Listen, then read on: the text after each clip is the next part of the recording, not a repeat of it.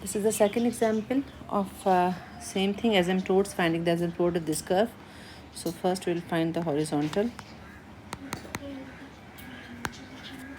parallel to x-axis. So the highest power of x is x cube here. तो यहाँ से हमारे पास आ जाएगा it's going to be 1 equals to 0. Not possible. Move to the vertical asymptote यानी parallel to Y axis. इसके लिए हमारे पास highest power of y is 2 है यहाँ पे हमारे पास, minus x y square plus y square. तो यहाँ से जो हम coefficient of x y square लेंगे यानी कि जो वाई स्क्वायर के साथ जो भी है, अब चाहे वो वेरिएबल क्यों ना मौजूद हो, minus x plus 1 is equal to 0. So x is equal to 1 is my 1 vertical asymptote which is parallel to Y axis. यहाँ से हमारे पास एक आंसर आ गया. ठीक है, अब हम इंक्लाइंड की तरफ जाएंगे. इंक्लाइंड जिसकी हमारे पास लाइन कैसे होनी चाहिए, इस फॉर्म में होनी चाहिए. ठीक है, हम वही तीनों स्टेप्स फॉलो करेंगे जो मैंने पिछली वीडियो में शेयर किया है. सबसे पहले हम क्या निकालेंगे, इसकी हाईएस्ट पावर. यहाँ पे हाईएस्ट पावर 3 है तो 3 के साथ हम निकालेंगे एक्स वाई, फिर 2 के साथ निकालेंगे, फिर हाईएस्ट पावर 1 के साथ, और फिर फाइनली कांस्टेंट. ठीक है, ये तीनों क्या आ जाएंगी, एक्स क्यूब और माइनस एक्स वाई स्क्वायर. ये आ जाएगी पावर 3 के लिए. पावर 2 के लिए मेरे पास एक्स वाई और वाई स्क्वायर. पावर 1 के लिए एक्स माइनस वाई और कांस्टेंट इसमें 0 है. तो यहाँ से जो मैं अब डालूँगी क्या, I will put x equals to 1 और y is equals to m. तो अब ये मेरे पास क्या बन जाएगा, पहला वाला बन जाएगा मेरे पास 1 माइनस एम स्क्वायर. दूसरा मेरे पास बन जाएगा m प्लस एम स्क्वायर. तीसरा मेरे पास बन जाएगा 1 माइनस m, और चौथा मेरे पास बन जाएगा 0.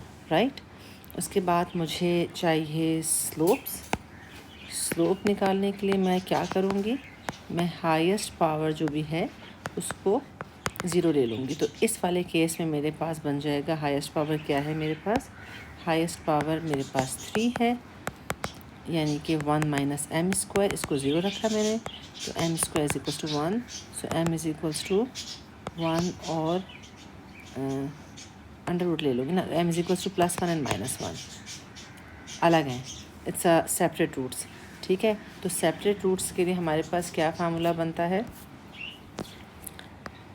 सेपरेट यानी सेपरेट से मुराद मेरी क्या है, डिफरेंट रूट्स के लिए जो मेरे पास फार्मूला बनता है c निकालने के लिए, this is minus sigh of n-1 upon sigh of highest degree का डेरिवेटिव.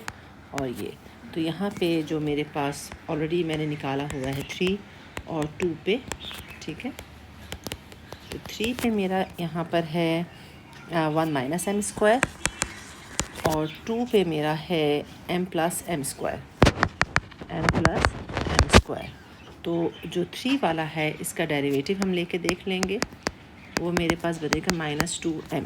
राइट, तो इसको मैंने यहाँ पे c में डाला, minus m plus M square upon -2m.